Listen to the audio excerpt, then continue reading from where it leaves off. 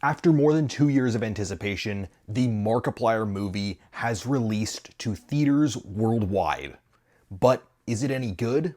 First off, calling Iron Lung the Markiplier movie is only a slight exaggeration.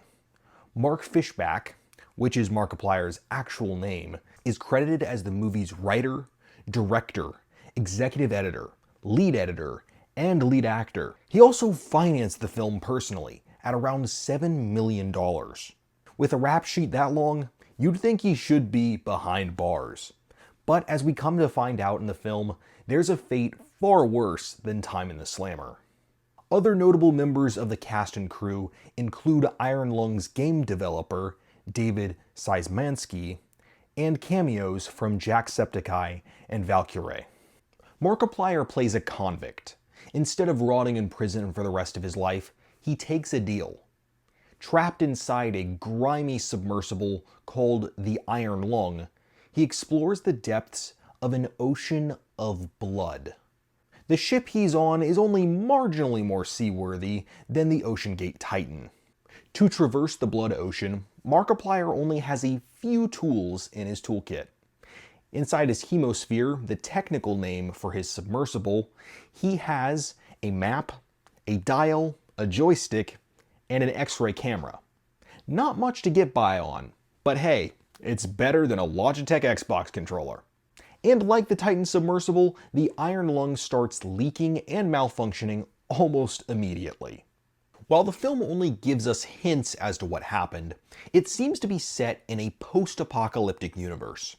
An event called the Great Rapture has caused all stars to die and all habitable worlds to vanish. The few humans remaining are in a desperate fight for survival.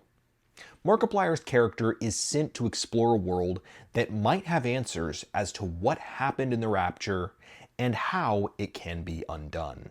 And while we're deep in this bloody lore, Iron Lung is the perfect name for this video game and movie. If you don't know, an iron lung is a metal coffin-looking apparatus which used to be used to help invalids breathe, specifically the sufferers of polio. Only 1 or 2 Americans still use them today. But the thematic similarities to the game and film are evident. Both the medical device and the submarine are metal tanks.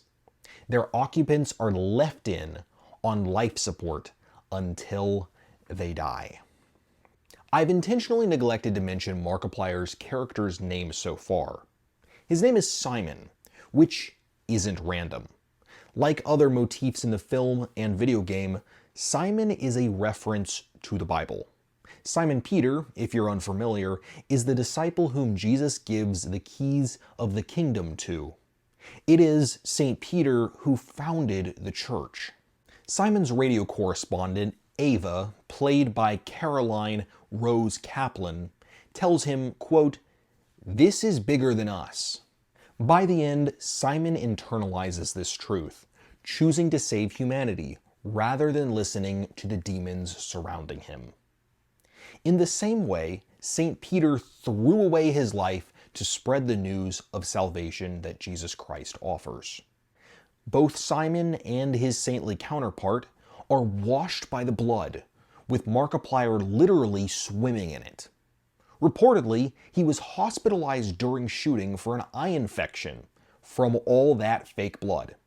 In fact, so much fake blood was used in Iron Lung that it smashed the record for the most fake blood used in a movie, with Markiplier allegedly dumping at least 50,000 gallons on himself, if not more.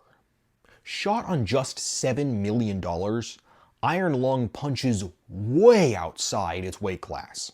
The sub isn't too special, but the special effects and cinematography stack up well against movies with 20 times its budget.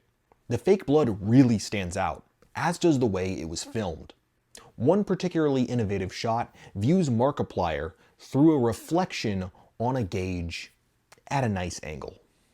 On the other hand, the fact that this was a one-man show kinda shows. The unfinished dialogue, mediocre set, lack of scene diversity, and Markiplier's lack of acting experience are a testament to his one-man band approach. But in a way, I prefer it that way. In the spirit of the indie game it's based on, a game made by one game dev, it's fitting that the movie should take a more reserved, unrefined approach. It makes a lot more sense than the mega millions Blumhouse is throwing at each Five Nights at Freddy's installment. Perhaps it's best that a game made by one man should be filmed by mostly one man too. Unless you're claustrophobic or hemophobic, that is the fear of blood, you can't go wrong with Iron Lung. It's a fun flick. That isn't too scary either. It's only rated R because of the overabundance of fake blood. A rare case of an overly cautious rating from the Motion Picture Association.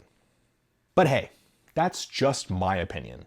As always, go support your local movie theater, watch Iron Lung, form your own conclusions, and report back in the comments section with what you thought. I'd love to read what you have to say. For now, I'm done explaining. I'll see you again soon.